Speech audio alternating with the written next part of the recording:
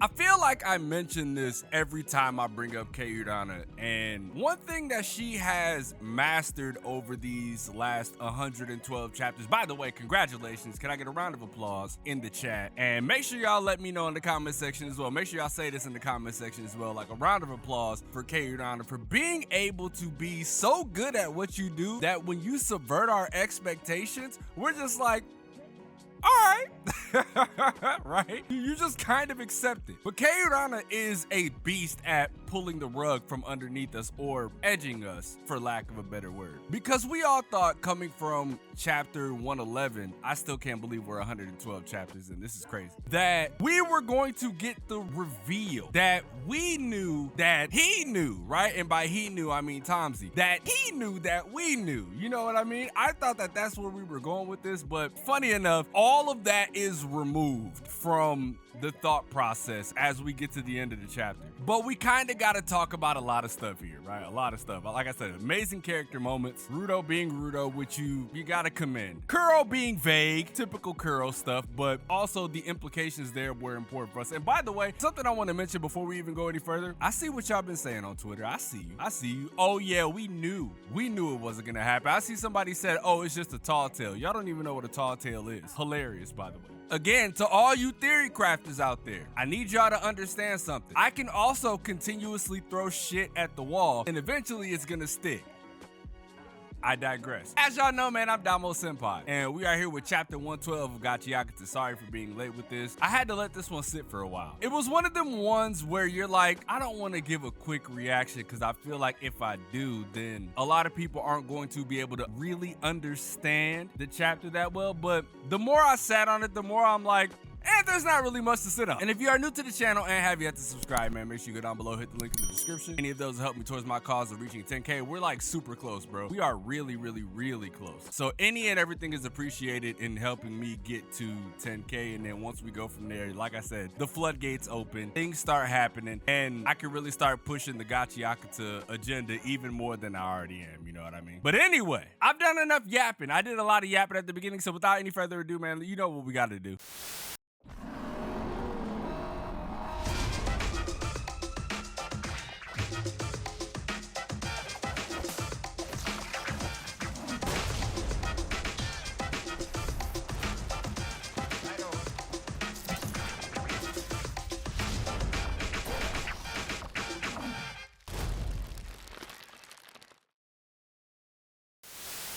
One of the interesting things with this chapter, and it's something that I mentioned earlier, is the tension that's added at the beginning. It continues directly from last week. And in my mind, I'm like, oh shit, it's about to go down. It's about to get real sick. Just to get hit with a flashback, right? And I love when stories do this because it's one of those like previously on Dragon Ball Z. Like one of those moments, right? Giving us like the rundown of what we thought was gonna happen. And interesting, Yasura, I don't know if you're around at this point in the video, Scarlet Fang, whatever you want me to call you, but remember we had the conversation? We had this conversation a long time ago in the DMs talking about like if Kuro was to say something, he wouldn't directly say it. We had this conversation. So the way that URANA goes about explaining things here, I really like it because obviously Engine is doing the talking, which is typical of Engine because like I said, he's like the big bro, right? That's like the older brother of the group. And I see all that shit talking y'all doing on Engine too, by the way. I don't fuck with that, but that's neither here nor there. Just speaking my mind as we're going over this chapter. And Rudo goes over the things that he wants. He wants to know where the person who made the chokers is, and he wants to know where Amo is. Those are the two questions that he had, because remember, in exchange for playing Kuro's game, he wanted another piece, and Kuro called him greedy. I remember that. That was clean. I like that little character moment because it adds to this too. Because like when you realize that Rudo really feels like he did his due diligence in getting these questions together, he has this smug look about him like, hey,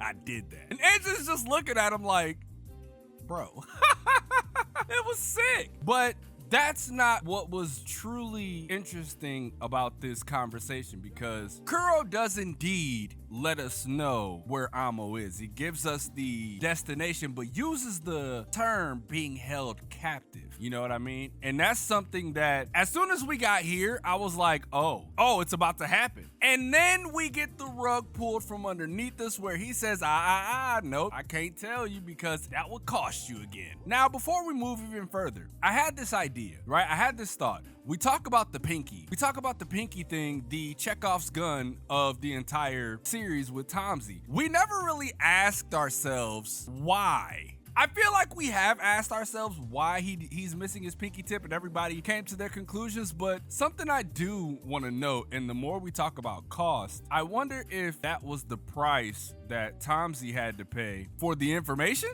Because he knew a lot about the info broker. And that's what kind of made the last chapter a little weird too, right? It was one of the things I sat on with that is like, Tomsy knew a little too much with the info broker. Because if you remember, Corvus was like, yeah, I'm the only one that could get you to the info broker. Yet, Tomsy knows a lot more about the info broker than even we know. That's also what makes this chapter even more interesting as we get to the tail end. But again, Kuro feigns ignorance. And this is one of the hints that I mentioned earlier that me and Yazura talked about, because he said, I see you can keep your cool when your friends are at stake. Very wise. I would appreciate it if you maintain that cool demeanor. Very important. Because if he would have not maintained his cool demeanor that entire time, it probably would have set Tomsy off and some scrapping would have occurred. So you kind of can't let that situation get too out of hand. Very good on Kuro's part. But we get hit with a left hook when Kuro says he doesn't have the information on the person who made the chokers.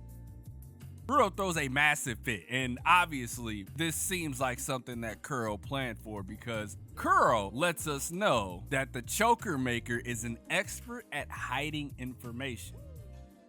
Only false information ever reaches my ear.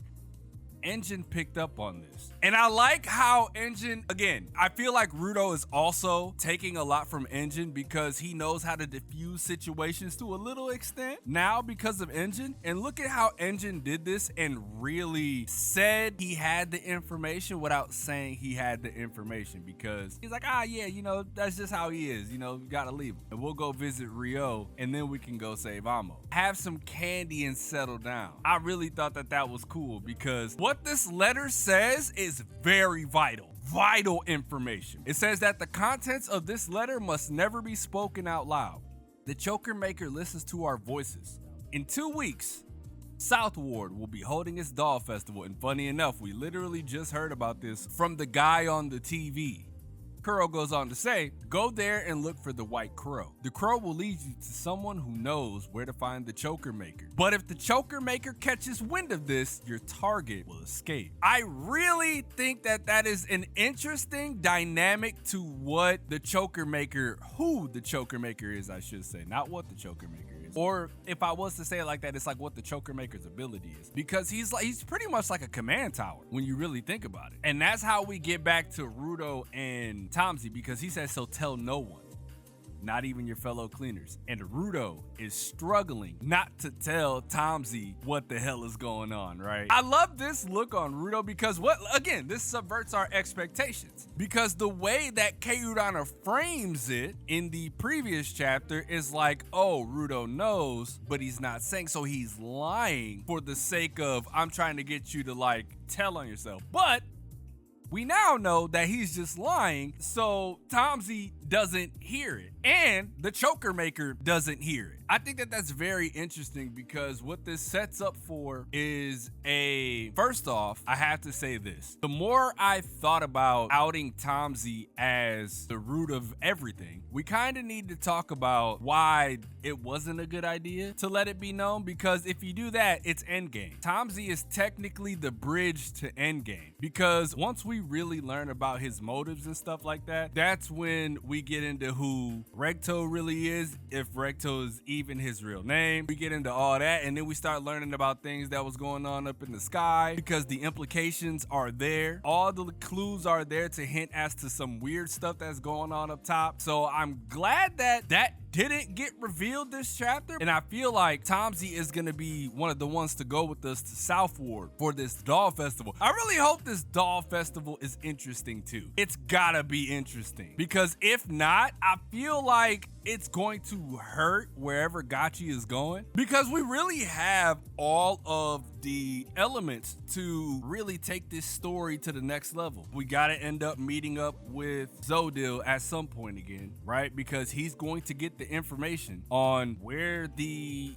choker maker is. That's what he's looking for. And once he gets that, he's gonna be on our way, and it's gonna be like another meetup. We now know that Tomsy is the angel. We have Amo. We really have everything, right? Now we can get into things like Engine's backstory. We already got Zonka's backstory, which was crazy. We got that out of the way first. We can get Ryo's backstory, which might have something to do with Southward as well. More on Corvus, more on Kuro. We still need everything on Canis. It's a lot of things that we need. We have the ingredients for this jambalaya. It just needs to be mixed to perfection, which I do think URANA is gonna do over the course of however many chapters is left in Gachiakuta. But anyways, man, that does it for this chapter. If there was anything that I missed that you guys wish I would have kept in there, make sure y'all let me know in the comment section below. Leave a like if you enjoyed, subscribe if you're new. Thank y'all for continuing to stick with your boy and rock with your boy and all of that jazz, bro. I appreciate y'all more than y'all know. I'm gonna get out of here, try to edit this video, get it out before 1:13. And with that being said, man, it's your boy DomoSenpai, and I will catch you guys in the next video.